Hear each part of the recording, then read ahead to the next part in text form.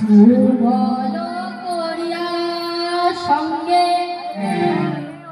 বিভিন্ন বিহার রঙ্গে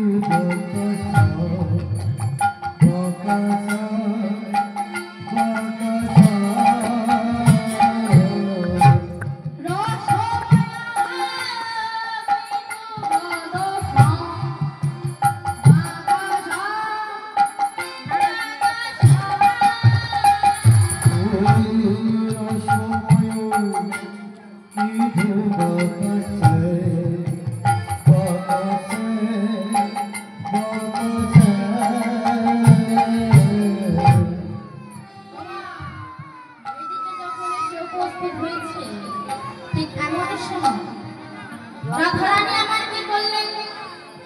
একটি চম্পক ফুলের মালা গেঁথে বৃন্দাবনের হাতে দিয়ে বললেন, বৃন্দা, আমি আমার মধুর জন্য এই মালাটি গেঁথেছি, যা তুই নিয়ে নিয়ে আমার বধূর গলায় পরিয়ে দিয়ে আয়।